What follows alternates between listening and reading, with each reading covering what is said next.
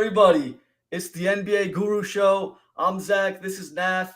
And we've had a couple of rough games by the Sacramento Kings in the last 2 days. It hasn't even been 24 hours, I think.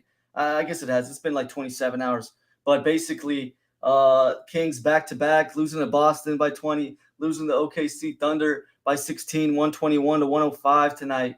Man, it is ugly, ugly stuff in Sacramento. I mean, is it tough to watch or is it just me?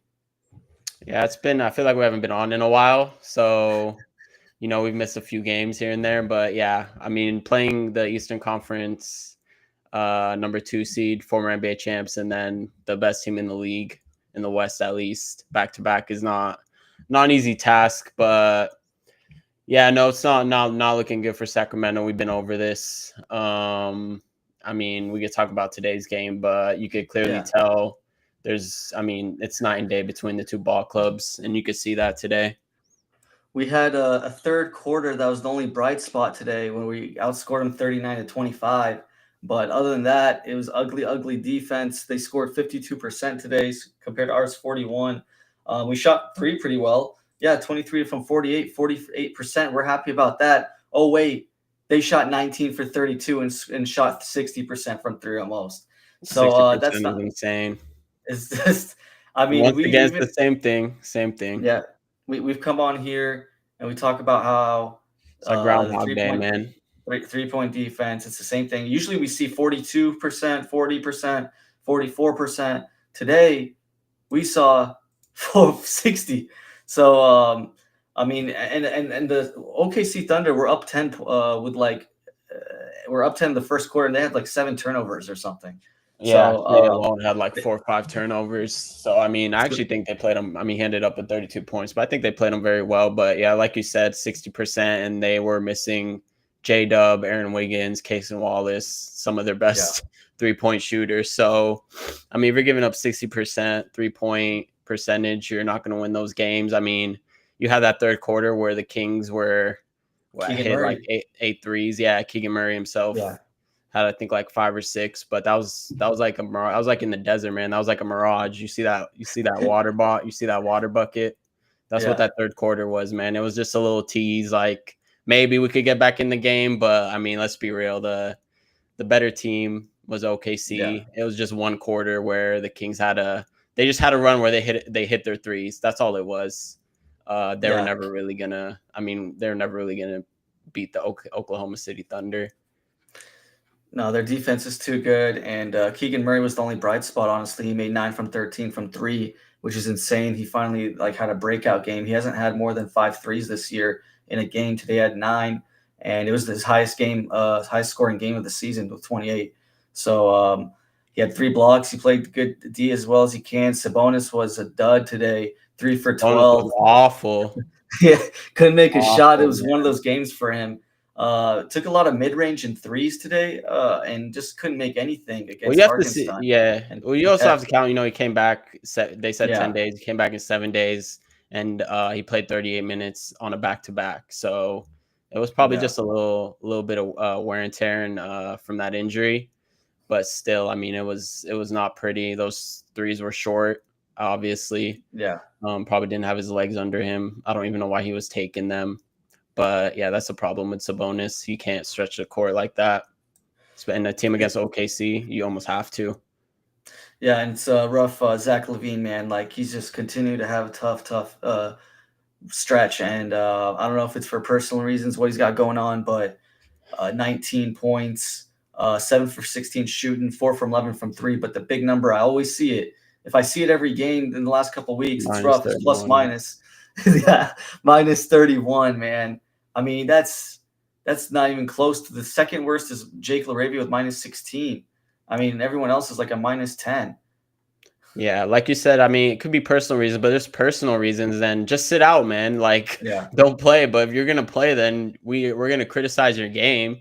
So if it's for personal reasons, and it's affecting your game, then you're just hurting the team. Which, to be honest, is probably what Kings fans. If I was a Kings fan, maybe Zach LaVine's helping the tank. Maybe he's driving the tank. So maybe you want him to play, especially the way he's been playing recently. He had that stretch too where he was shooting like 50 above north of 50% from three. But I mean, he's come back to reality, and Zach LaVine is going to be a problem for this organization, and we'll see what they do with him. Yeah, minus. I mean, for 8 minutes for Jonas, I thought played terrible today as well. He was in there for 8 minutes, had minus Yeah, 15. It just looked from the eye test too as well that you I can't mean play him. Jonas against a team that like OKC or a team that's gonna, run like five out that can Yeah, shoot. He's not he's unplayable. he is, and And even Markel Fultz. Like if they had a lineup with Markel Fultz and Jonas on the in the fourth quarter, yeah, and that was what cooked them. I mean, they made a little run in that third quarter, but then fourth quarter started. Fultz and Jonas is in the lineup, and it was yeah. rough from there. No, Just like you shrink the said, yeah. All you have to do is shrink the floor if you have yeah, Markel and Jonas, and it just makes it way easier for the other team. But yeah, I mean, at least this game was closer than I expected. yeah. Especially I think the recent times. I think OKC and Sacramento. I think OKC's dropped like 140 almost every the past couple of times they played Sac and won by 20 plus. So Mhm. I guess this one was closer, and especially coming off a back to back against the former champs. But I don't Mhm. think the issue with Sacramento is um their the way they play, as Flores here Yeah, saying Kings didn't fold. So I don't think like playing hard is the issue for the Kings. I think they play hard. yeah. So I don't think they roll over. I just think it's more of like a personnel issue. Like you said, individual players, Zach LaVine, JV, they just don't really fit. It's more like the scheme and the personnel. So I think that's the problem. No, for sure. Yeah, it was just a better team. I'm glad they fought. I know Flores is saying, yeah, it was good. They didn't fold and stuff. We played hard. That was good. I mean, Shea, he didn't even have the best game today. He had 5 assists, 5 turnovers, and 32 points. Scoring wise, he did good, but shooting wise, 10 for 23 from the field, and had 5 turnovers on 5 assists. It's not the best performance, and they I still, thought Shea would. I actually thought besides, I think he had like a little stretch in the second quarter there where he yeah. scored like 10 points. But other than that, I mean, yeah, he ended up with 32 points. But, SGA he's just going to get there almost no matter what this season. He's just playing that way. But I thought Keon Ellis and I thought, when they blitzed him and got the ball out of his hands, I actually thought they were rotating well, the Yeah. Kings. I don't know why they did stop doing that for a second. And then, Devin Carter on him was on him a couple times, which is just a complete mismatch. I Devin mean, Carter, man, yeah. he either swishes it or he misses the Oh my basket God, he had some so poorly. nasty, nasty bricks. But Yeah, we've talked about his shooting before. Luckily, he's a yeah, rookie. Typically, shooting gets better, and it's actually I think one of the easiest things to fix as a rookie. yeah, Um, so yeah, I think there's hope for him in the future. Hopefully, he could fix his shot. But yeah, it's not pretty. yeah. And even defensively, he was getting cooked as well, and that's supposed to be his forte. I mean, Yeah. it's been a rough season, but I just don't want to clearly put him out of the put him in the doghouse yet. I mean, just let's see how offseason goes with him. I'm not quitting on that guy. I think he'll be all right next season. Let's look at the comments real quick. Without Malik Monk, yeah, not a lot of playmaking. I mean, he was missed, but I don't think it would have changed much. Appreciate everyone showing up here today. If you guys want to like, subscribe, do all that fun stuff. Um, BJ saying hello to everyone. I like it. Suttonham saying what's up to everyone. How you doing? Matt saying what's up. I love it. Kings don't. Flores saying Kings don't match up well with this team. They're too athletic and can shoot threes. Yeah, that's a problem. We're not an athletic team, and it's going to be tough to match up with those much faster teams and explosiveness. I mean, Shea's explosiveness was like he was playing like a different league or something compared to the Kings whenever he was going inside of the paint. I mean, I guess he does that to a lot of teams, but it was just he just gets to that line so easily. Yeah. No, Shea was, he wasn't doing the little foul baiting stuff that you typically see and he typically gets flack for. I don't think he was Yeah, doing that a lot today. But I also think the refs, I kind of like how they officiated the game. They let him play. I wish more games would be officiated that way. I know we yeah, get on the refs lately, but I thought they were letting him play physical and they weren't letting, Shea get those ticky tacky calls. Like I said, they yeah, defended well against Shea. Yeah, there wasn't Malik Monk, but I mean, Malik Monk did play against them back in February. He had 19, 4, and 7. And he Hmm. also played back in November, but they still ended up getting blown out those games. So I don't think, like you said, he would have made much of a difference. Yeah, But yeah, I mean, if you don't have Malik Monk, the problem is he's really your primary, creator, and yeah, that's for not really sure. his forte. Keon Uh, Ellis, I think, still has a ways to go to really reach that level of playmaking and mhm. passing. So I don't think he has that vision yet. So yeah, without Malik Monk, I mean, you're pretty much relying on Levine and DeRozan to ball handle, and create. And that's Yeah, definitely not their strong suit. no, for sure. Just tough games. We'll see how they do next game. And it's going to be a tough stretch. I mean, we got 10 games left. We got 35 wins. We're still poking in that ninth seed right now, tied with Phoenix. And we'll see what happens. There's going to be a lot of swing in the last 10 games, but we said 38. We said 38 wins, so we'll see. We did say Portland coming up next on Thursday, I believe. Oh yeah, at Portland home. lost to Cleveland in a tight one today. That's going to be a close game. Yeah. Portland is right. Portland is, let's see, yeah, they're 4 games behind in the loss column. They probably won't catch Sacramento. But Dallas did just get Anthony Davis back, so that was an interesting twist Oh yeah. in the play-in chase. Yeah. So maybe, I mean, like we've been saying, if I were Sacramento, I would want to get that 11th or 12th. Obviously 12th is going to be hard, but that 11th seed, I would do everything to keep your pick. You saw today, if you the peak for Sacramento is probably what, 8 seed, and then you play OKC, and Yeah. I think that's a sweep. I would be Yeah. shocked if anyone had it. If anyone else has it anything other than a sweep, I don't see the Kings taking one game there. So I mean, that's pretty much the ceiling for this team: sweep versus OKC. So you want to go the other way and keep that pick, and then this draft is maybe you could get a playmaker, Jeremiah Fears out of Oh Oklahoma. wow. He's a guard. Maybe you could get him. He might You're fall. looking ahead. I like it. I Yeah, like yeah. I it. mean, you got to look at, I haven't done all my draft stuff, but with the NCAA tournament, or you get to see some of Yeah. these guys. Maybe you could get that playmaker that you need. So that would be much better if you could get that pick this year, and then next year is Matthew saying tank for flag. Yeah, I mean, hey, there's like what 1%. I mean, Yeah. there That's would be like a small chance. 1 to 2% chance. I mean, it's happened before that the Yeah. Sacramento Kings win the lottery. So I'd rather have my name in that lottery. So as opposed to just that pick going to the Hawks.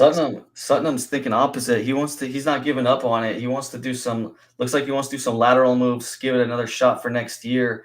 Oh, All right. okay. I mean, I don't think we agree with that, but it's Yeah, fine. I mean, we're you get he's lighting the beam, we're lighting the tank engine, man. We're lighting yeah, the tank engine over here. That's what we've been doing. We've been we've been saying. proponents of tanking. So I mean, that's interesting Yeah, I mean, opposing view. I'd like to hear his any more thoughts on that. What his goal is? Does he just want because to like see Sacramento win? yeah, if we do the lateral moves and stuff, it's just we're just not going to get good value. I mean, like if we trade for Sabonis, if we trade Sabonis, we're just not going to get that much good back because he's such a hard player to trade as well. I mean, he's such a he is a niche player and his contract's crazy and 45 to 50 million dollars coming up for the next few years. So it'll be tough to get really a lateral move back and stuff, but. You don't think you could get a first round pick for him? I think we get like a first. Yeah, I think we get a first back, but it's just for draft picks. Yeah, we can. But if we're trying to do the Suttonham way and try to lateral move our Oh, you're way, trying to say, oh no, I yeah, think he wants to run it back with the same core. I think I that's don't what know he because he wants said to do. chemistry says looks bad. He thinks the chemistry will I don't get know if he better, thinks the maybe. chemistry is gonna get better with Yeah, since they're all new meshing together. Maybe he thinks Zach LaVine's just having, like you said, he's having personal issues. Maybe he needs a yeah, summer in Sacramento, needs to adapt, and then I think that might be what he's thinking. Just have everyone adapt, but then if you do that, I think the biggest need is a point guard playmaker. yeah, for I mean, sure. if you go his route, I think you need to bring someone in like that. If you just, I mean, I'm assuming you keep Doug Christie, keep Monte McNair. Yeah, So Yeah, I'm assuming that's what he's hoping for.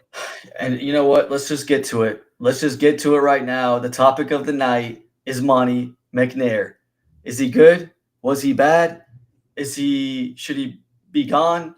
We got to look at all of his transactions. Let's just get into it. This is what the people want. We're doing this before any other Kings podcast or any other going over Monte McNair's tenure here, because most likely than not, we will be getting rid of him. So just be wary of that. I think he's going to be Oh gone, wow, and you think he's out the door? One I foot think out he's the at the door?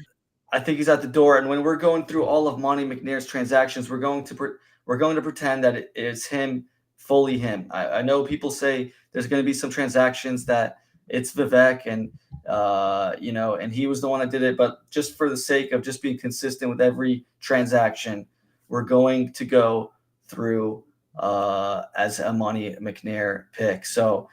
I mean, let's just get to it. I mean, I have a hot take just from the beginning. Yeah, let's I hear it. I mean, I don't even know if it's even a hot. I don't think it's a hot take, but his first transaction, his first move as a Sacramento Kings GM was drafting Tyrese Halliburton, November 2020. Okay, that Yeah, was if you his remember, first transaction. that was a COVID year. NBA Finals were Yep, in October. Monte yep. McNair, that was his first move. He just got hired. So, yeah, let's hear it. Let's hear it. Go ahead. I mean, the hot take is I think that's his best move of his entire tenure. Is his first move. Oh no, that's not a hot take. That is, I think that is a hot take. Whoa, you Yeah, think that's a hot take? I think that's maybe it's not hot. It's fun. It's a no, fun no, no. take. I think that's by far his best move. I don't. I think. I Yeah, mean, what would the second would probably be? I mean, we'll get to it. yeah, Obviously, the trade for Sabonis ended up working out for a year. I mean, yeah, that was probably. We'll get to that trade. yeah, That yeah, was a very, debatable hot topic trade. But yeah, I think when I was looking at his roster moves, I was like, that is by far his best move, drafting Tyrese yeah, Halliburton. I think he yeah. It's peaked not early, close. man. Yeah. That was his first move, and I think it was his best. I mean, we both think it. But I mean, let's just go chronological order. Yeah, yeah. Um, Tyrese Halliburton was in that draft, and he drafted Xavier Tillman, Good pick. Jamias Ramsey, and Kenyon Martin Jr. Good draft. Yeah, what do you think? What do you think about the draft?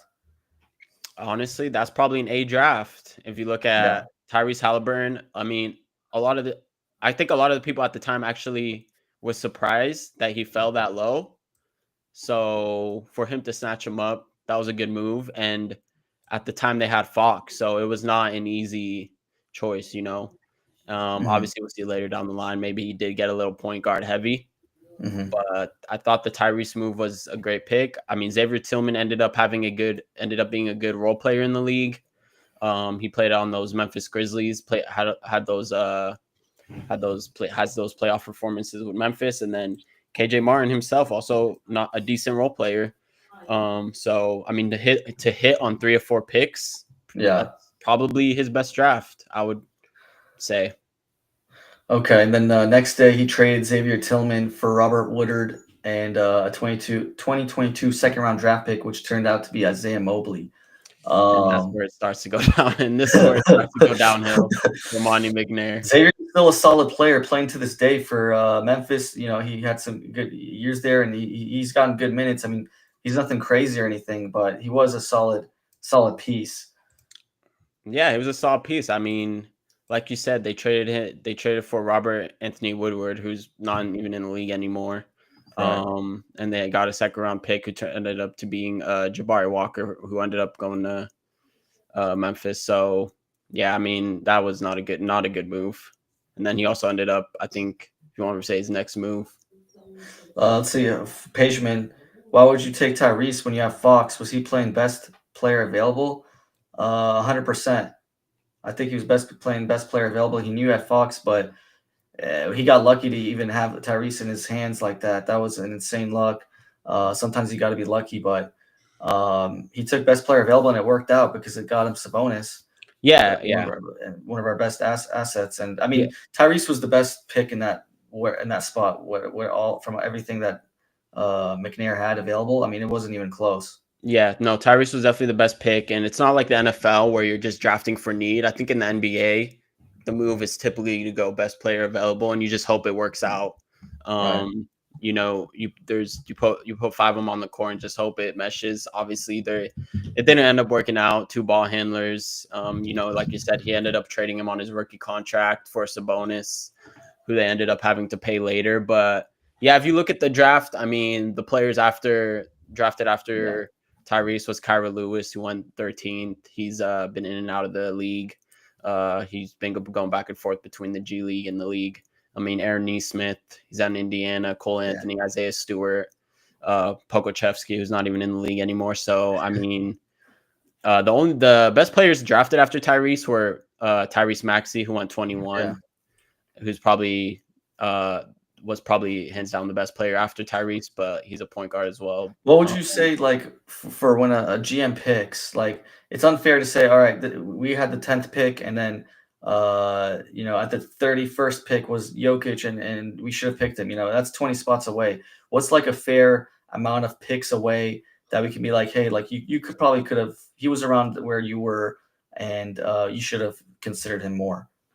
Yeah, I think that's a good question. I think it depends. Like, so if you're like in the lottery range, Yeah. then I think maybe anyone in the top 20, or like if you're in the top 5, then obviously maybe like the lottery, anyone in Yeah. the lottery, Right. essentially you could probably reach for. You could trade down maybe if you really like someone. But yeah, I mean, just in general, I would say probably like 8 to 9 picks, Yeah. maybe 10 Yeah. picks at Yeah. most. What about you? Yeah, I'm giving the GMs a little bit of a fair, like I'm thinking like 5 to 7 picks away is like Yeah, like 7 picks away. Like if you're yeah, the 5 to 12th pick, 7. yeah, if you're the 12th pick, then whatever all the reports were saying for the top 18, 19 players, then Yeah, I'll say then 8 to that's 10. what's I'll say fair. 8 to Yeah, 10. So I yeah, guess that's Tyrese fair. Maxey would fall in that range, but I mean, Yeah, it's the same dilemma, Tyrese and Fox. I yeah, mean, you can't. I mean, it would have just ended up trading Tyrese, which probably, and I think Tyrese Maxey's better than Tyrese Halliburton. yeah, So that's fair. yeah, that's tough. Um, all right, and I guess maybe we should go over the bigger things for. I mean, well, not every move. So I mean, the next move was Kenyon.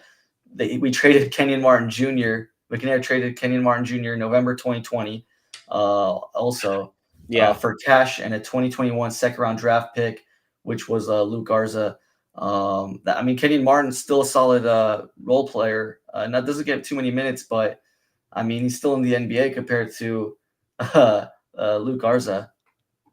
yeah. No, I mean, like you said, I don't know why you. I mean, he's a solid like bench guy, Kenny Martin Jr. I Yeah, think this trade, I mean, obviously it ended up probably not being, he ended up losing this deal, but yeah, it's not a trade that, costs them or I would look too deeply yeah. into at the end of Nothing the day. crazy. So we could move on to the next one. All right, we got a couple of signings. I mean, Hassan Whiteside, Chemezi Metu. I mean, these are all nothing too crazy. So some of the smaller stuff. I mean, he did what he Yeah. could. Here's an interesting one. In March 2021, he trades Bielitsa to the Heat for Harkless and Chris Silva. We got a trade exception too, but what do you think about that trade? Yeah, I think I think your memory would probably be better on this one because I don't Yeah, I, I don't know if it was well received. I think the reception from the Kings fan was pretty poor, if I recall. yeah, And they got Bieli- for this yeah, Bielisa deal. So I think they did not like this deal. So I'll let you speak on it. yeah. I think Bielitsa was more valuable than what we got for him. I mean, he played for the Heat and then the Warriors. Warriors, he actually did really good with them a year or two later. So Did he win the? So he won the. I think he was on the championship team with the Warriors. No, in 22, I believe so. maybe. Actually, Yeah. So I'll he have to was. double check That's that. yeah. So I think it. So He played trading with him, and he was let's he was see, getting like yeah, minutes with the 22. Warriors. Yeah, he He played was getting 71 games solid with them. minutes off the bench, playing in the finals. Yeah, 16 minutes per game, 71 games played with them. He did pretty good. So he's valuable. And Harkless didn't stick around for us at all. And Chris Silva, I don't even remember him playing. Yeah, I Um, think you'd have to grade that. You'd have to give that yeah, deal it's an another F. L. Yeah, that's Yeah. an F. That's an F move. All right, well, that's another bad move. Well, we got a good one here. He traded a 2021 second round draft pick to the Raptors for Terrence Davis. And what date was that? That was in March 2021 also. Although March Uh, 2021. And Terrence Davis turned out to be a great scorer off the Kings for that Beam Team year. Pretty good player. He was an outstanding just scorer off the bench, kind of like a poor man's Jordan Clarkson, just scoring. Had some crazy games against Nets on TNT. Even played some big minutes in a Game 7 in the NBA playoffs in 2023 against the Warriors. So I thought that just giving a second round pick for that was a good W for McNair.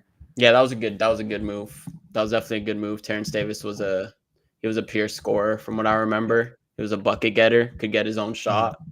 So I would I'd give that a B plus. B plus. Yeah, we got some sources from Baki who's friends with Okay, Bielitsa's Baki's dad. saying he's friends with his Bielitsa. Wow, Baki must have Oh, been heartbroken we about got that some. deal then. Yeah, that's true. He must have been not a He happy must have not been camper. happy. No.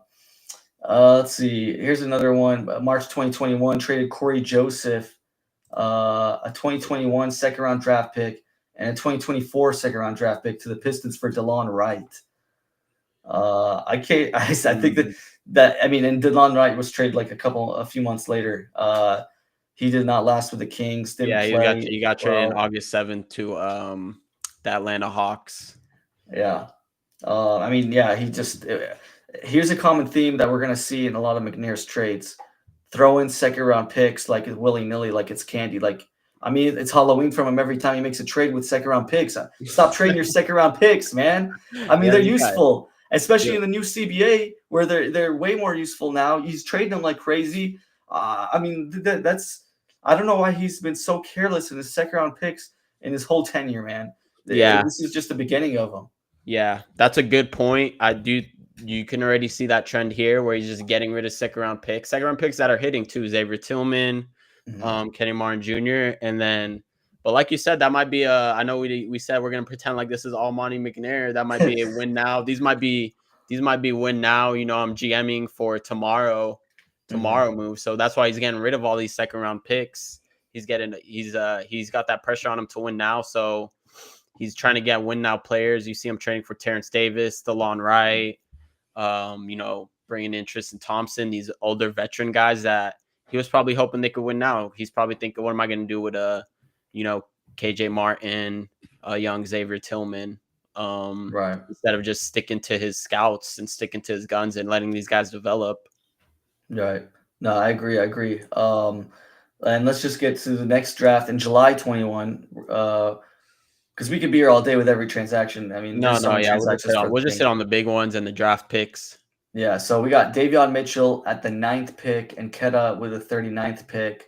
Um, there was a guy that was rumored to be with us. A lot of the reports and a lot of the mock drafts, and the guy that was probably the guy to pick in that draft was Sengun at the 16th pick compared to the ninth pick. McNair got lucky the year before with the Tyrese Halliburton pick that he just fell to us. This year he got in 2021 he got unlucky when Franz Wagner gets picked right before us. That was the pick that we would have probably made if Are you if sure he it was would a have taken double. Franz over Davion Mitchell? I mean, he didn't even take, like you said, Sengun over Davion Mitchell. Yeah, I mean, yeah, Davion was an older prospect as well. Played very well in his college career, but I mean, That's he's the just an thing. I'm gonna undersized say I point don't guard. understand this pick. He was a 6 foot guard. I think Yeah, that they were hyper focused on defensive player, or like a defensive player. That was his strength at Baylor. He was on that Baylor national championship team. yeah, He won Naismith Defensive Player of the Year in college that year. But I mean, I don't think that's an award that you want to really look too deeply into. If we go through the yeah. award, I mean, Marcus Garrett won it for Kansas 2019, 2020. Matthias Tybel, who, I mean, obviously he made the NBA in 18, 19. He won the award. 2017, 18, Javon Carter. He's still in the league. He's on the Hmm. Bulls. He won the award. So, I mean, if you look at these names, they're not really names that are scream eighth, ninth overall pick. And not just that, look at Right, the stature of Davion Mitchell. He's a 6 foot point guard. Yeah, he won Defensive Player of the Year in college, but you're guarding much less athletic players in college. right. So I think this is his worst pick. I think this was poor scouting. Yeah, This is by far his worst draft, and this pick might have, if it would have been like Şengün, like you said, or I think Trey yeah, Murphy went later in that mm, draft. mm, So there was players. I mean, Franz Wagner went the pick before. yeah. So um, Yeah, I think he would have picked him just because we needed a wing as well. But again, he's trying to pick best player available. He obviously wasn't the best player available. He shot decent from the field in his last year, but he was just like McNair. A lot of his picks, they're older prospects. This guy yeah, he was played older. 3 years. Yeah, another 3 years in college. He transferred from Um, Auburn, right? yeah, and had two poor 3 point shooting seasons as well, and his free throw percent was poor all around. And he took a chance on that. Yeah, I And mean, I just don't I mean, undersized. looking at the names, Jalen Johnson. Uh, Hmm. I mean, look at what Jalen Johnson's out for the season now, but look at what he's been doing for. He's one of the best wing, probably defenders in the Right, league for Atlanta now. There was a lot of good players. Trey As you Murphy, mentioned, yeah, Cam Thomas. Cam Thomas yep, is just a pure Cam Thomas. scorer. Quentin Grimes. I mean, Quentin Grimes has been looking like Hair, prime James Harden the past couple of weeks. So there was a lot of good players in this draft. I mean, I was yeah. I shocked mean, that they went with the 6 foot point guard out of Baylor. So I don't understand that pick at all. I didn't understand it yeah. at the time either. If we're going by our rules, where you're saying I got Yeah, 7 picks, you got I 10. say 8 to 10. You say 5 to Yeah, 7. yeah. So Sengun and Trey Murphy are probably, those are the ones that could have looked at and got. But and the And thing is, like, would we have Sabonis right now if we picked Sengun? I We don't would have think so. Sengun and Halliburton would be crazy. And Gunnar Halburn would be, yeah, there we go. Yeah, see, if you would have traded Fox, I mean, obviously Yeah, he would have got a lot of flack for trading Fox at the time if he would have stuck with Tyrese. But you also have to look yeah, at the contract situation. You trade obviously Fox was gonna get paid more and sooner than yeah, Tyrese would be. So if you would have you could have Tyrese and Alp on rookie deals as opposed to Sabonis and Fox are going to take up the majority of your cap, and you ended up having to pay Sabonis a couple years later. yeah, So this is really, I think, where it really backfired on Sacramento. I mean, obviously hindsight's 2020. We could say they should have yeah. done this, they should have done that, but it's easy to Well, look back. I mean, this is obviously for just sure. all hypothetical. Yeah, Um, but yeah, this was a draft. This was a draft. I mean, just looking at all these picks that went after. Obviously, I said 8 to 10, but Keon yeah, Johnson is playing well for Brooklyn right now. yeah. There's just a lot of good players in this draft. Okay, and then 2021, he traded DeLon Wright to the Hawks. All right, whatever. Yeah, Let's whatever. see. The Boston Celtics trade Tristan Thompson to the Kings. During that trade, it was a three-team trade with Sacramento, Atlanta, and Boston. Right. And it wasn't anything crazy. I don't think we have to go over this one. Just No, it was I'm just not a even whatever gonna trade. tolerate. Yeah. We get Alex Len in 2021 in August. That was notable. Oh man. And then let's just get to it. The big one, 2022 February. It's the big trade. Tyrese Halliburton, Buddy Hield, and Tristan Thompson to the Indiana Pacers for Domantas Sabonis, Justin Holiday, Jeremy Lamb, and a second round pick. That this pick is a little polarizing. For me personally, I was shocked. A lot of Kings fans love Tyrese. He loved Sacramento. He wanted to be a big part of the future for this team, and we just kind of said, hey man, like, you're our best asset. We got to get good soon, and let's just do this. Um, I to this day I'd still rather have Tyrese, but he was the one. I mean, Fox's value was very low because Fox wasn't performing as well and was kind of being a little you know, not pettier. He was just like not very playing very well, and he wasn't very happy with Tyrese being on the team and taking his usage. And we've seen Fox be upset over the years here and there, and not playing to his peak performance he can. And Fox wasn't worth anything, so they had to trade Tyrese. Indiana wanted Tyrese, and so they said, "Hey, let's try to get Sabonis. Let's try to have that." They've always wanted to have a good guard and a good center, and so they went for it. Yeah, this is a big one. This is a big one. His biggest one. At the time, I think the media gave Kings a lot of flack for this deal. I think the Mhm. majority, the consensus was that the Pacers won this deal. I think over time, you don't really hear about this trade a lot anymore in like outlets and stuff because it's sort of been like a, I think people will call it a win-win.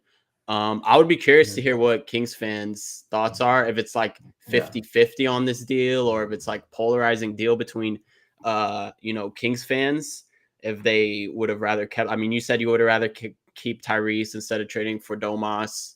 I know a lot Mhm. of Kings fans, they ended up getting Domas and they had that first round series. That first round series probably doesn't happen if they would have kept Tyrese.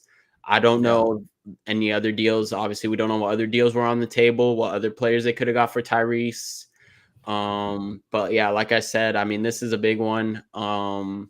And I think the majority, if you ask the majority of analysts and journalists, they would probably say right now it would be a win-win. But I'm not sure about that. It might have looked like a win-win when they're taking the Warriors to Game 7, but looking at it now, I would probably say the Pacers got the better deal. They got Tyrese Halliburton on a rookie contract, and I think when they traded for Domas, I think that he had like 2 years maybe left on his deal or something, a year and a half. Mhm. Mhm. But yeah, I think I would just lean I know Tyrese's numbers have dipped. I will say Tyrese's numbers have dipped this Yes. season. Tyrese Yeah. does not look as good as he did last year when he took the Pacers to the Eastern Conference Finals. So I will say that. Um, but I think Tyrese is 4 years younger, I want to say, than Domas. Mhm. He's and then also if you look at if you would have told Kings fans they were trading De'Aaron Fox only 3 years later, then I mean, that's the one that hurts really. If we Yeah. once we get to that Fox deal and you end up with neither Fox, if you would have told the Kings fans you don't have Fox or Tyrese in 2025, then I don't think a lot of Kings fans would be happy with that. Yeah, I think it looked really good in the first year. Sabonis, or the following year, I guess Sabonis took us or helped us take us to the playoffs. Haven't seen it in 16 years, and it's been good. So that year was good, but after that, it was just. I think as time goes on, the Tyrese trade will look better and better for the Pacers because of how he's young and he has dipped a little bit, but I mean he's still like such an elite playmaker for the Pacers, and he's still averaging what I'm looking at his numbers right Yeah. now. He's averaging 18 points, 9 assists, 47 from the field, 39 from three. I mean, 86 from the free throw line. Those are good numbers. I mean, those are good numbers. He doesn't play a lot of defense, I will say that, but Sabonis doesn't either. And Sabonis has been contributing. I give him props. I mean, that guy plays his heart out. Just like today, he came back after like a sprained ankle. We thought he would, be done for the season. He tries so hard to play every game. I love his durability. But as far as contributing to winning in the impact, I got Tyrese a little bit ahead of that just because I like the playmaking. He's easy to put in a team and kind of just get players around him, and it's very easy to play around him. Sabonis is different. You have to kind of have a different, unique team for him. He's more of a niche. You got to have people playing off of him. He's a little bit harder to kind of play around, but for me, for what I see, that's why I like Tyrese a little bit more, and it's just going to look better and better for the Pacers as the years go on.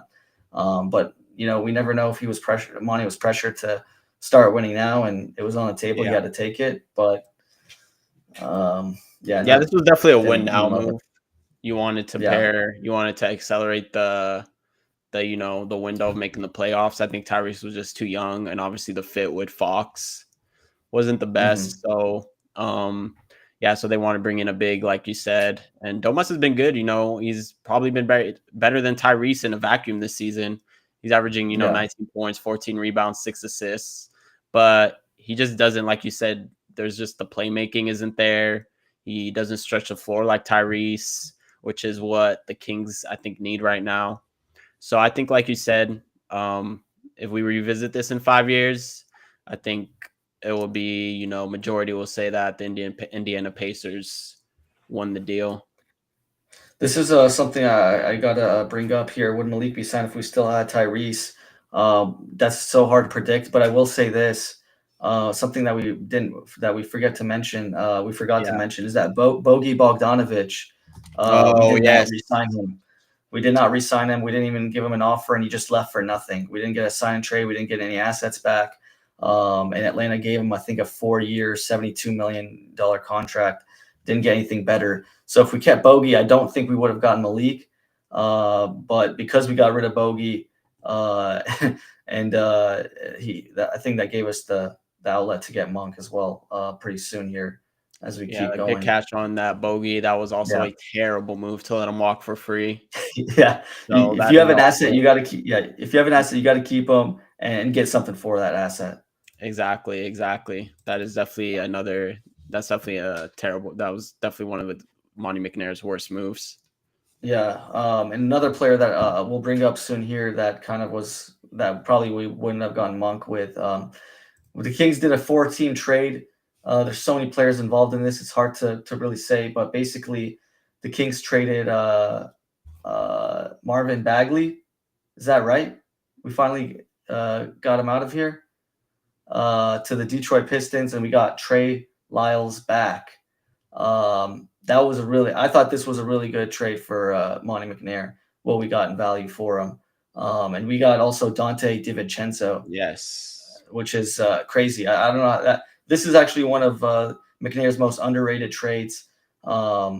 Just looking at an just by itself, how we got we just traded. Let's see, Vanja Marinkovic, a second round pick, and Marvin Bagley, and we got back Trey Lyles, Dante DiVincenzo, and we got Josh Jackson, who didn't really play, Yeah, but Josh Jackson was a bust. Top four, yeah. former top four Uh, pick. Yeah, and actually Trey Lyles, he was I think Trey Lyles was the 8th or 12th pick. But anyway, I thought this was one a McNair win in my book, for Easily, sure. yeah. For Yeah, sure. I mean, Dante DiVincenzo and Trey Lyles still contributing. So, yeah, not a lot of the players that we talked about, they've gone on to different teams, but Trey Lyles is still contributing. We'll mhm. talk about what he did with Dante DiVincenzo later. So I think that But we do have to come around to that. that's Um, crazy. Second round pick and Marvin Bagley for Dante DiVincenzo and Trey Lyles, who's still on the yeah, team, and that's a really good value trade. yeah, that was a great, to get that. It was a four-way deal, like you said. I mean, I think Yeah. maybe the Pistons were just banking on maybe a resurgence when Marvin Bagley's second team being his second team. They're banking on his draft capital being the second overall pick. Milwaukee Bucks ended up getting Serge Ibaka. So just looking at it from the other team's perspectives, I think they're obviously in a win now mode. Serge Ibaka was at the end of his career, could provide vet Christians, but the Kings by far won this deal. Yeah, and this is where Luke Walton's tenure starts to go away. I think he was the coach at the time, and he was trying to play Dante DiVincenzo not that many minutes, so they would get him at a better price and stuff like that. Dante kind of caught on, was kind of pissed with the organization, not getting a lot of playing time, and he said, "See you later." And so Yep. did Luke Walton. Luke Walton said, "See you," because he got fired as well. So all that happened. And so that gives us Malik Monk. I think that when we signed him to a multi-year contract, but right before that, is the draft in 2022, and the Mm-hmm. Kings select with the 4th pick in Keegan Murray. Yep. And the big consensus was Keegan Murray or Jaden Ivey. Those were the two. Most fans wanted Jaden Ivey. Actually, I too wanted Jaden Ivey, Oh, is but that Keegan right? looked. Yeah, I wanted Jaden Ivey as well. So the And majority of Kings fans did want Jaden Ivey. yes, yeah. Okay, so this Keegan Murray pick, I think the Kings were doing some victory laps after they made the playoffs. Obviously, with the Warriors in his rookie year, they're like, Mhm. oh, and Monte McNair, this is the year he won Executive of the Year, if I'm right. Yeah, yeah, 2022, 2023, the year that they made yes. they took the Warriors to 7. They were one of the best teams in the West, one of the best records in the West. Monte McNair wins Executive of the Year, but man, this is a bad pick. I think we're gonna look back at this pick.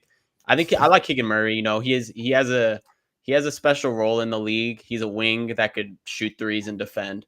But for the 4th overall Mhm. pick and just looking at the players around him, I think Jaden Ivey. I'm really high on Jaden Ivey. I think he's going to be really good. He showed flashes before he got Yeah. injured this year, playing in Detroit alongside Cade. So, I mean, I don't know. Like we talked about this before. I don't know if it was because he had Fox already, but that hasn't deterred Monte McNair before from selecting a point guard to pair up with De'Aaron Fox, Hmm. as you see with Davion Mitchell picks in the lottery, Tyrese Halliburton pick. So I think he was probably just, I think he was sort of drafting for, like you said, I think his moves are, a lot of his moves are like win now sort of moves. And I think that's what this Yeah. is. I think maybe he probably had Jaden Ivey sort of close, like so almost maybe so he maybe went with the one that would help him now. Because I mean these GMs, they sometimes, especially if you have an owner that's fickle, you know, Hmm. they're short sighted. They're just worried about. I know this happens a lot in the NFL where you just want to keep your job. So you end up making win now moves that can hamper the Yeah. organization down the line. But man, looking at these picks after Keegan Murray, not just Jaden Ivey. I mean, Shaden Sharp went 7th, Dyson Daniels went Yeah. 8, Yeah. Jeremy Sohan, which is, Matherin. you know, okay, he's okay. He's not nothing Yeah. crazy. J Dub went 12. I mean, Jalen Duren went 13. I'll stop there. But yeah, I'll Yeah, let I you mean, I agree with what you're saying. Jaden Ivey, I liked him. I mean, he it looked like you were saying we were running victory laps because Keegan was playing out of his mind his first year, and Jaden Ivey wasn't playing that well this first year. His shooting was terrible, his defense was terrible, but now, uh, Jaden Ivey is the younger prospect. Right now, Jaden's 23, and Keegan is almost 25. So it's about a 2 year difference. But Jaden Ivey, man, he was playing really well before he got hurt. Set 18 points, 46% from the field, 41 from three, Yep. still 73% from free throw. But I mean, he's just he can attack. He's playing well with Cade. He can penetrate very well. He can play make a little bit, 4 assists. Still working on that aspect, but I mean, I think he's like really good at going inside and driving into the basket. And so I like that. That's hard to find in the NBA. But Keegan, I mean, he is what he is. Like you said, he's just like a solid wing, plays solid defense, and can get on a heater for threes once in a while. And we need him because it's been so hard for the Kings to find a wing. I don't know why. I don't remember the last good wing that the Kings have had really, like maybe Ron Artest or something. That in 06 when we traded Yeah. Peja for him. But I don't see that many good wings that the Kings have had. It's been so tough for them to find. So they almost, I don't know if he was pressured. This was the only way to find a wing and to do it for this draft.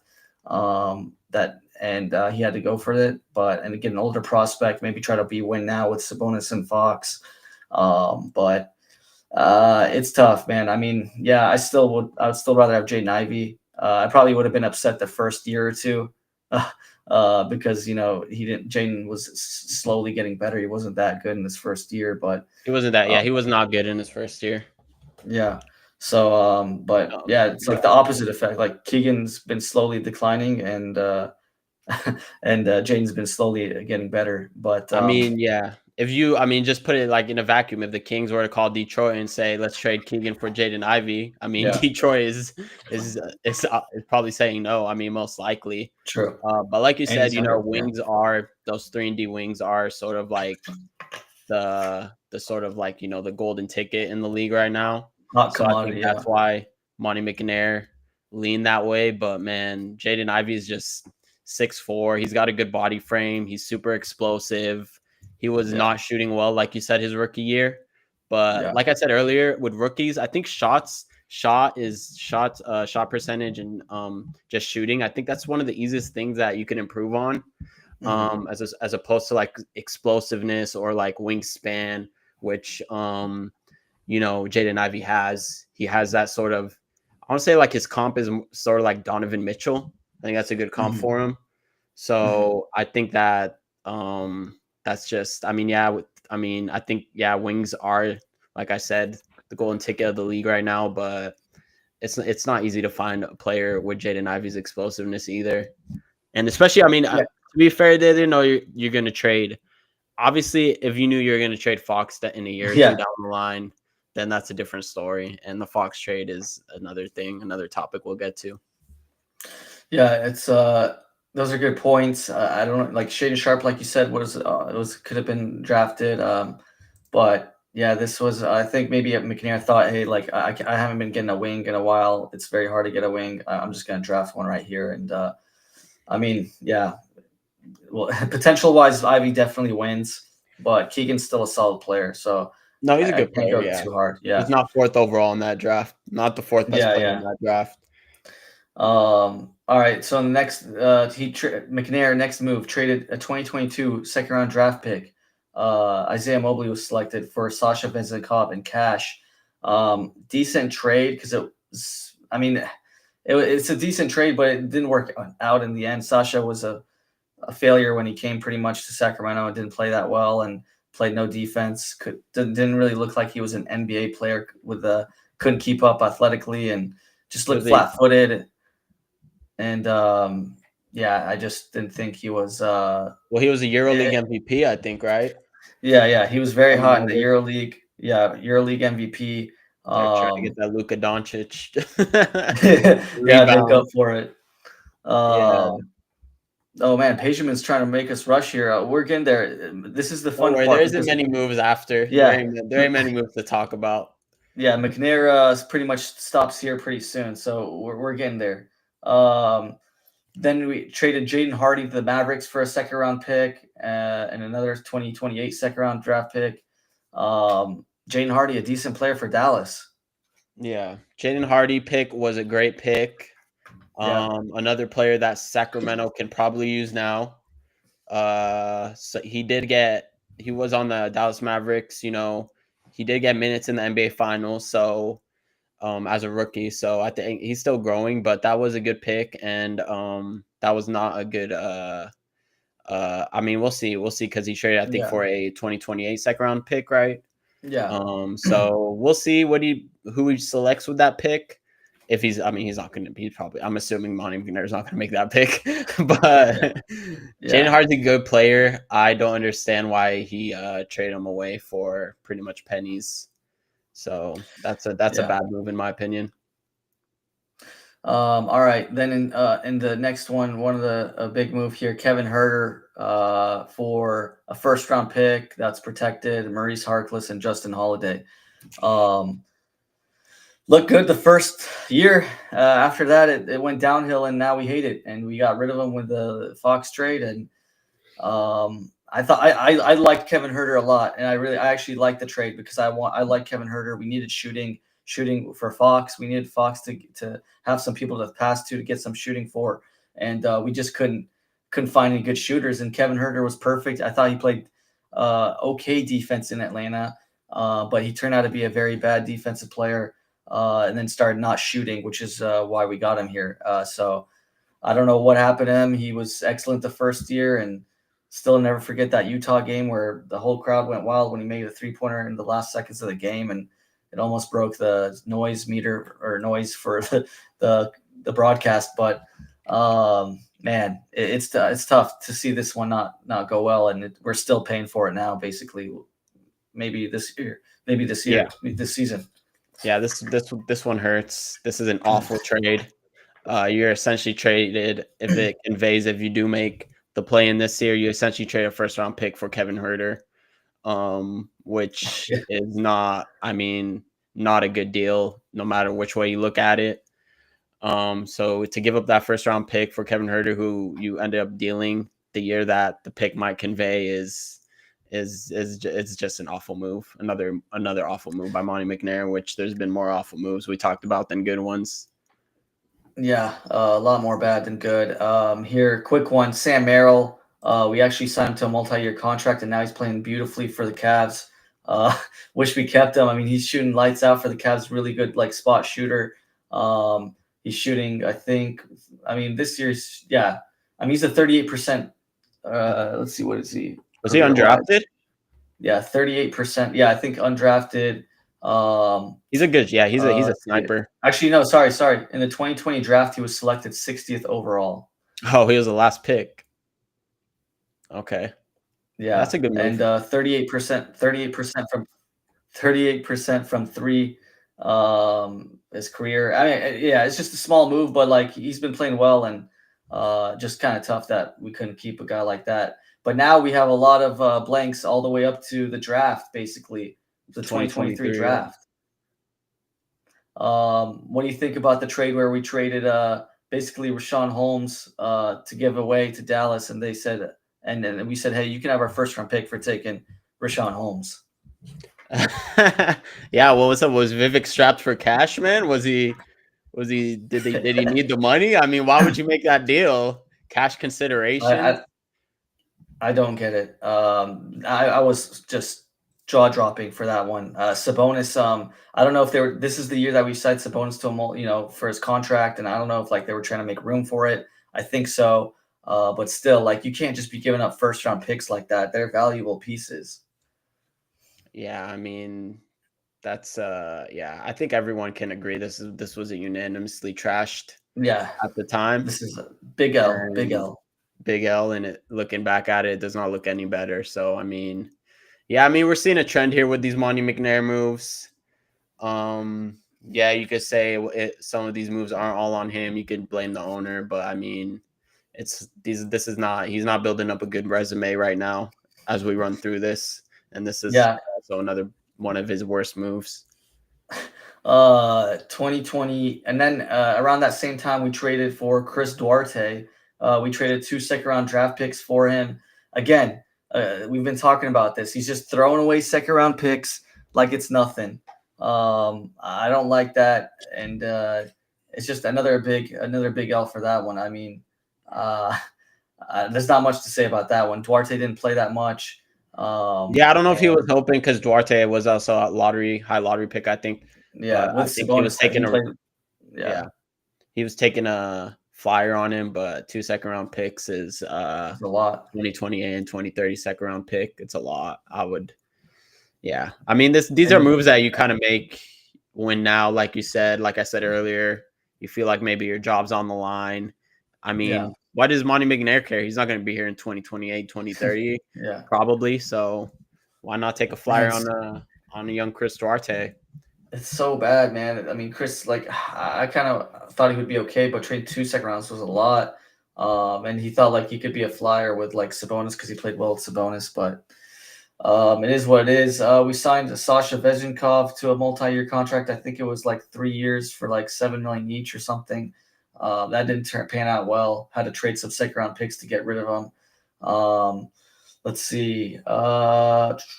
Nothing really crazy. One more for 2023 was in July 2023. We signed a guy named Keon Ellis, an undrafted guard from Alabama. That is a big W for Monte McNair for finding him because he's been Big W. outstanding for it. Yeah, That the is, best yeah, one of his defensive player best on the moves. team. Yeah. One of his best moves. And who knows if that was Um, him or Wes Wilcox, you know? Who knows that was even him. Usually the two-way but guy yeah, with the scouts, you know, but yeah. yeah, that's true. That's a good point. We don't know, but I mean, he whatever it is, we're gonna give him credit, I guess, for it. And Yeah, we gotta give him he's credit for that one. That was a big yeah, one. that was a good one. And he also signed Trey Lyles to multi-year contract that year. So Yeah, those two still contributing. So those are good moves. Good July there. yeah. Signed Keta, that's fine. Then we traded Demetrios Agravanis to the Bucks for Robin Lopez and cash. That was whatever. And then we get to this one where it's very hard to really grade, but drafting Devin Carter, that's tough. Um, Wait, are you at the 24 draft already? yeah, we're already at 24. Am I missing some transactions? When was the 24? The 24 draft was in early June, right? Yeah, June 26, 2024. I think that was No, you're good. You're good. You're good. yeah, not too many moves but for McNair, who just standing pat after the Bean team year uh a year where we didn't make playoffs, just standing pat. But anyway, we do Devin Carter. Start hard to grade, so it doesn't look great right now. We could have picked Dalton Connect. I actually like Devin Carter. I thought Dalton was not a good defender and stuff. and probably peaked. Well, doesn't have too high of a ceiling. I thought Carter's ceiling could have been will be higher. It's tough to really say, but again, did a couple trades where he traded Davion Mitchell in June 24, Sasha and a second round pick to the Raptors for Jalen McDaniels. Just getting rid of second round picks again to get rid of Sasha and Davion's contract. Just it's just you're going backwards when you're doing these type of trades. Yeah, not there's not too much to talk about. It's just more of the same. We talk about Devin Carter. I know you like that pick, Yeah. but I think we got to mention the guys that went right after him. I know Mhm. we have mentioned this before, but Bub Carrington went 14th to Washington, Portland, who got traded to Washington, and then Khalil Ware, who looks really Mhm. good, drafted by Miami 15th, and then Jared McCain 16th to Philadelphia. From Dalton Connect went Sacramento. 17th. Yeah. Yeah, and Dalton Connect, like you said, I wouldn't have too much FOMO over him. But I think the three players after have shown a lot of good rookie flashes, whereas Devin Carter hasn't looked good at all. But like you said, it's still early. Yeah. Still we could just mark this one as incomplete for now. Yeah. I Well, know because we don't know about Devin Carter. Like Devin we don't Carter had know how he's shoulder gonna. Yeah, surgery. Need off yeah. season. Got to see That's how he true. is. That's true. He didn't have really an off season. He had the shoulder Yeah. surgery. But yeah, Bub Doesn't Carrington, look Khalil great. Ware, Yeah. and Jared McCain definitely will probably end up being better than Devin Better Carter. But I players. mean, it's not fair to write him off so early. Like you said, he can Yeah. improve next year. So yeah, Yeah. and then that trade, the Jalen McDaniels trade. Like you said, I don't understand that trade. Jalen McDaniels isn't even on a roster right now. So I mean, maybe it was like he didn't want to pay Davion Mitchell, like you said. Yeah. I don't think Davion Mitchell would even cost so much, and then he traded Jamal Shed, who's actually getting a lot of minutes with Toronto right now. And it was actually another, we talked about it earlier, Naismith Defensive Player of the Year in college. Yeah. So that was actually a good pick, and he just gave him away for Jalen McDaniels, who isn't even in the league anymore. So I think that's a bad trade. Yeah, and we got rid of Jalen McDaniels a few months later, and we had to trade cash with it and another second round pick. And we're just getting rid of these players because of contracts and stuff like that. I don't know. McNair didn't really do a good job of the financial part as well, because he was just trying to get managing rid the of all these cap, right? Yeah. But let's talk about the big trade where we traded Harrison Barnes, a 2031 first round draft pick, where they can switch. Swap, yeah. Swap, I mean, for basically DeMar DeRozan. I liked it. I liked it. I thought it was worth the risk. We didn't make playoffs. We got a guy that's a top 30 or maybe top 40 player in the league, I'd say.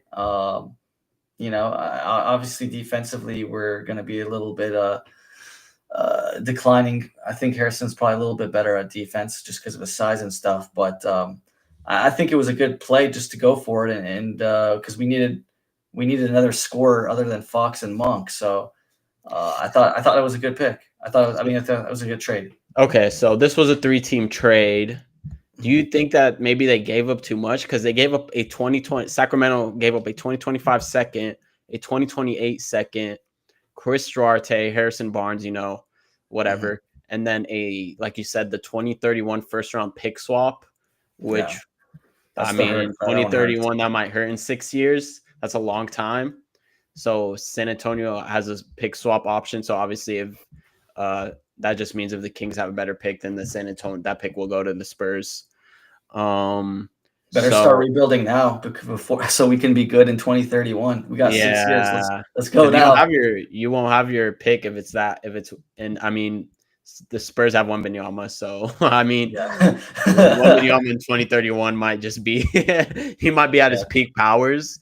Yeah. So that pick is probably going to convey. So the best thing for Sacramento to do is definitely get ahead of the rebuild. Like we've been saying, get ahead of the rebuild. Try to build a competitive roster so that in 2031 this isn't a lottery pick that's going to the Spurs. But that's a lot for DeMar DeRozan. But yeah, I mean DeMar's been good. It's nothing against DeMar. He was on $24 million, good salary to have on your books. Not going to hurt. I think he's been the best player for 2 months. Yeah. Yeah. No, he's been. I mean, it's nothing against Demar. It's more just about the future assets you gave up. But I Yeah, think, yeah, I don't think this is. I would give this a maybe B minus B. yeah. I B. think it was fine for where we were. It's obviously it's gonna be like if he leaves after this year, like we're gonna be like, oh, it's a bad trade. But at that time, in that He's been moment, I good. think it was fair. Yeah, No, he's been good. He's been good. Like you said, he's been the best player. yeah. And then we get to a couple months ago where we trade De'Aaron Fox for Zach Levine, a couple, two firsts and like 5 second round picks. And we traded Kevin Herter with him. I mean, it's tough. We said at the very beginning we're going to pretend that this is all Monty, but tough to say Zach Levine wasn't under what Vivek wanted to stay relevant and stuff like that. But we'll say it's Monty, and I wanted young pieces from the Spurs. I wanted a Sohan, I wanted a Vassell, I wanted a Champagny something, but we didn't get any really good pieces, young pieces back. Not really any promising picks, other than maybe the 2030. What is it? What was it? The 2031 Minnesota pick. 2021 Minnesota. Yeah, right. It was a Um, 2020 first round pick from Charlotte, which is protected, I 2 second believe. rounds. Hmm. Um, and Yeah, it'll turn then into 2 seconds this year. yeah, yeah. I mean, 2031. Yeah. I think this is a deal that puts the buries Monte Yeah. McNair. This is the one that, I mean, okay, the last deal. I mean, obviously we've run through the resume. We've run through the resume. We've talked about this deal. We've talked about the previous deals. We've talked about all the bad deals. Some of the good, but this is the one where it's just hook and sinker. Bury him 6 feet under. Put the dirt Yeah. over his coffin, because this is a terrible deal. I don't care. To get De'Aaron Fox, I mean, Rudy Gobert went for four first round picks. Yeah. Mikal Bridges went for what? 4 or 5 first round 5. picks. Yeah. And De'Aaron Fox, I think it's safe to say, I mean, offensively, he's not even close to he's way past both, way better than both of them. Yeah. And to just get a terrible contract, and I think if we look at Monte McNair, I mean, to give him some credit, looking at these past deals, he did kind of avoid having like bad contracts on the books. So Yeah. he was able to move players, but this Zach Levine contract, man, 55 million, and then it's gonna Untradeable. go up. And yeah, the player option, I think 26, 27. But yeah, this is the one I think that is just, it's indefensible, man. To get this return, to not get any young players, to not set up for the future, to basically be the Western Sacramento Bulls. And I mean, It's DeRozan and reckless. Levine didn't work in Chicago. What makes you think it's going to work in Sacramento? Is California that much better than Chicago? I don't think so. They're just going to start all of a sudden playing better. The water's different here or something. But yeah, this Yeah. is, yeah, this Might is as well trade Sabonis for Vucevic at this point. But yeah, pretty much, man. This is, I mean, we've said, yeah. I mean, yeah, I don't know what there is to say about this deal. yeah. There's not much to say. We've said it a bunch of times. This is a really bad trade, and it's reckless. I think it's a reckless trade that he made, and it could cost us for a while because we just traded a top 25 asset, a top 25 player to me at least, an asset just for not much, and just to stay relevant. And one of the worst contracts in the league, probably a bottom 10 to 20 contract in the league, easily. I think he's easily one of the top 15 worst contract in the league. And it could be Vivek related. I know a lot of people in here don't It love could Vivek, be. and I mean, yeah, it could be. I mean, BJ, just looking, like you said, at looking at past trends, Monte McNair hasn't really been one to trade for a bad contract. So, and yeah, this is and was Monty the one that offered Zach Levine the initial restricted uh yeah. tender? Yeah, Actually, I can't remember. I think it might have I don't been know who. Vlade. I can't Well, it remember. might have been Vladi. I Yeah, it think might it's have been Vlade. Vladi. Yeah. Yeah, so Mhm. maybe I think this all signs do point towards a upstairs ownership move. Yeah, Just because they did try to sign him, and then they eventually trade for him. He's on the same deal that they yep, offered him because Chicago matched it. yep, But yeah, I mean, this is just all bad. The only unprotected pick you get is the 2031 first round pick for Minnesota. yep. So every other pick you got was, the other three were or the other first round picks were protected. So You like you get. I said, think we did get 20 the 2027 first round pick from the Spurs, I believe. Oh yeah, that one is unprotected, right? So Okay, we'll okay. get So that two one at least. unprotected first, yeah. Yeah, and like Yeah, basically 5 seconds, 5 seconds. Okay, which yeah. is nothing, not much. I And the mean, McNair's Spurs, gonna trade all of them in 2 seconds, I guess, if he had yeah, the chance. exactly. He's gonna end up flipping the second round pick. I mean, yeah, this is not a good return at all. But yeah, I mean, the rest of them were just small trades with the Laravia trading a second for him, trading 2 seconds for Jonas Valanciunas. More just throwing willy nilly second rounds everywhere, just throwing here, I'll throw him there. Um, I mean, it was fine moves for making the team better a little bit, but it's probably not gonna. It's all gonna come for nothing. So we just traded these seconds for basically nothing because we're just trading for Jonas, who's going to be a contract for another year, I And believe. they're hitting on the second round picks. They drafted Jane Hardy, Yeah. KJ Martin, Yeah. Jamal Shed. So these guys have get solid minutes in the league. It's not like they're just I don't understand why they just throwing away these second round picks if he's not like you said, it could just be win now move. But man, yeah. I Yeah. mean that's Anyway, yeah. appreciate everyone staying here for this long. If you guys can like, subscribe, follow Spotify, Apple, YouTube. We got on IG, everything. Yeah. Gonna Let, let, conclude it let pretty soon. Yeah, let us know what you guys think about Monte McNair. If you guys want a Monte Yeah. McNair in, Monte McNair out. I mean, Let's. we just ran through his whole resume essentially. Yeah. Um, and I would say that he did win executive of the year. He did have that 1 year, but yeah, I would Give say me this his is overall another. grade as a GM. Give me Yeah, his I was gonna overall give him an grade as a overall GM. grade right now. I would say a C minus or D plus. Oh What wow. about Okay. you? The first thing I was thinking was D plus. Yeah, C minus. I think that's fair. I Yeah. think just he did not hit on the picks he needed. The De'Aaron Fox, like I said, that's sort of the hammer in the nail there in the coffin. So I think I would be shocked to see him return. There was news Yeah. today where his right hand man, Wes Wilcox, assistant GM of the Kings, is probably going to go to the University of Utah, and Mhm. take their front office, take their basketball GM role. And this would be the highest ranking sitting NBA front office member to take a college front office job. So Yeah. It's that's crazy. interesting. That's something else we can talk about another day. But yeah, not good, not good. I'm not sure what the chat would think. Money in, money out. But yeah, just let us know your guys' thoughts. It's crazy that I mean it's mostly Monty's like smaller trades where he's just trading all these seconds and like not getting anything back, and some of the draft picks could have been better that he kind of missed on. So it's all a combination of those. He had a couple W trades, but overall just didn't cut it. And as a GM, honestly, after seeing all this stuff, um, he he was actually, I think, a really bad GM. To be fair, we got to give him two props, a couple props here. Uh, he did not have a great team when he got it. When he got this team, he didn't have a great team. It wasn't like a star-studded, all these picks and all these players. I mean, we missed out on Luca, missed out on all these draft players, stuff like that. So he was handed a rough card, a rough a hand, but that's his job. So he just didn't do well with it. And number two, I want to I got to give him props for something we forgot to mention. He did hire.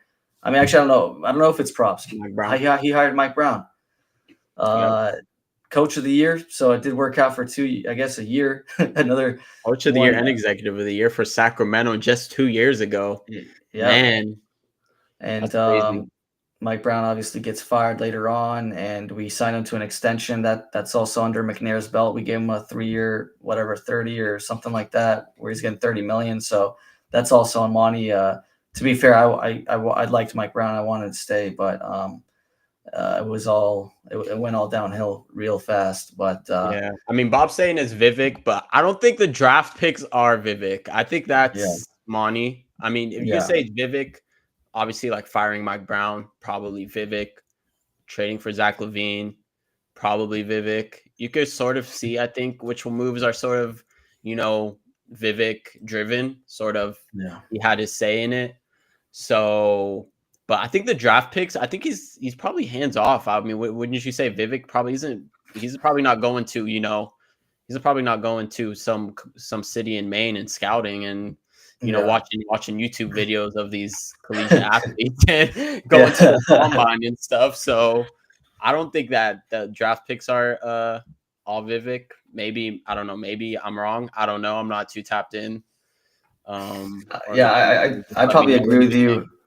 Yeah, I mean, I think the Tyrese, Keegan, Davion, I'd probably give it all to Monty because we kind of know how he kind of drafts a little bit. He's really high on the stat like BPM and for college, uh, and he has these specific stats um, uh, like field goal percent stats and like 3 point percent stats, free throw percent stats that he's looking at, true shooting percentage, all that stuff. Yeah, he's an That analytics. is Monte McNair precise. is Yeah, analytics. Yeah, he came from the Rockets, and he was under Daryl Morey, so yeah, he's super into the analytics side of basketball.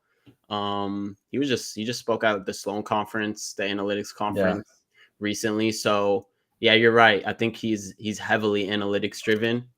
Um, so yeah, Bob's saying he is influencing the front office. Yeah, I mean that's true. That's true. I will. That is definitely true. I yeah, definitely believe that. But yeah, I think he's just the draft picks anyway um are Monty McNair's choices, like you said, super analytics driven. And oh yes, Satnam saying that the Levine deal was a Divock, Vladi Divac. yeah, When yeah. he was the GM, Yeah, he's the one that signed yeah. him to the tender. So thanks for that, Satnam. Thanks for clarifying. I'm not putting words in in Bob's mouth. I'm just saying. I'm just saying. You just said it. You just said it was. You just said it was. It's Vivek, but yeah, you're right. You were. I didn't. You didn't specify. You didn't specify what moves were Vivek. So that's my bad. That's my bad. You're right. You're right. It's not all. uh, Vivek. It's not all Vivek. That's all I'll yeah, say. yeah. No, for sure, for sure. I mean, yeah, I think he's gone, and we both think he's gone, and he's just a lame duck Yeah. What right do you think now. his? What do you think his percentage? What percentage of him would you give him for surviving this summer? I don't know, probably like 10%. Assuming they make the play in and Oh, if we make leaves the in the play play in, in. I don't know. I think if we make play in only, I think it's 10%. Playoffs, I'll probably up it to like 30, but Oh wow! You uh, think if they make playoffs and like get swept by OKC, he's gone no matter what? yeah, I think that too. But I mean, like still 30%. I'll give it a little bit higher chance, but that he's or like 30% chance he stays. Sorry. Yeah. I think it's time for. I mean, he Yeah. just won Executive of the Year, yeah. But I think, like we said, we just ran Yeah. through his We just resume. went over everything. Yeah. We just went over everything. I mean, Yeah. we just gave you guys a rundown, and I would You heard it be here first. No other Kings not here podcast goes through. first. No Kings podcast is going through this You tenure guys, like yeah, this if you guys need detailed. any reminders in the summer, if you guys have any second thoughts about keeping Monty, run this episode back and then hopefully you guys will bring in a new GM and then the coaches. If the GM goes, I think Doug Christie will also go. I mean, I'll be surprised. The GM's gonna want to Yeah. bring in his own guy, or I mean, Vivek maybe might. I don't know. I don't know. Yeah. Yeah. Hey, we'll end it on that. We'll see what happens. We'll see how it goes. The new GM, new coach, we'll see what happens. But overall, we do not like McNair what he did, and has been a Overall, yeah, We'll give him a D D plus. D We land plus on a D plus. Yeah, as a GM. So GM on grade. that note, if you guys like, subscribe, follow the channel on Instagram, follow it on Spotify, Apple, YouTube. We appreciate you guys for staying up this late. We're gonna Thank you end it guys. right here at midnight, and We'll be on see you what guys on the Thursday, maybe Thursday after the after the game. Blazers game. And Thanks. yeah, Appreciate you guys. we'll see you guys then, and take care. NBA Guru Show. Take care. See ya.